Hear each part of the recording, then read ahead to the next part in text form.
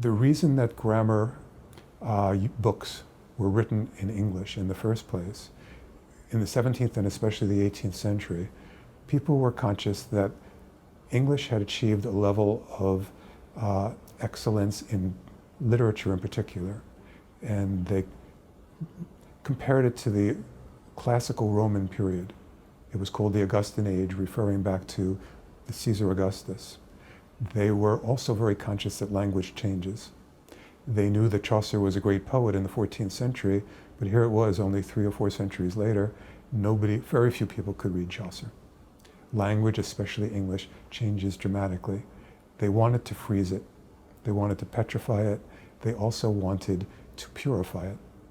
The truth is, nobody can do that. You can't petrify a language. You can't prevent a living language from changing. But that's what they wanted to do. And these grammar books that were produced in the 18th century had their flaws, but they were bought by millions of people. And in the 19th century, in the 20th century, the same impulse persists. Fowler's Dictionary of Modern English Grammar sells in the millions. People actually were so fond of this book, they actually just called it Fowler. Winston Churchill quoted from it in official documents in the margins. He sent a copy of it to Buckingham Palace for Christmas.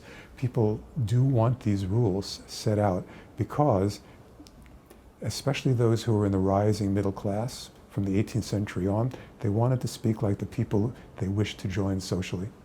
And they thought they were very conscious, especially in England, that their speech was of a different sort from that of the people who had established themselves economically and socially, and they wanted the rules that they thought would bring them up to that level.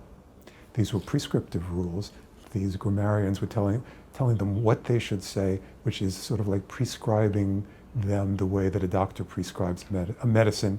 And they are vulnerable because they were highly selective and because they were modeled in part on Roman and Latin usages, but people wanted that ability to speak in an improved way and on a sophisticated level, and that's one reason that grammar books are so, prescriptive grammar books in particular, are so popular.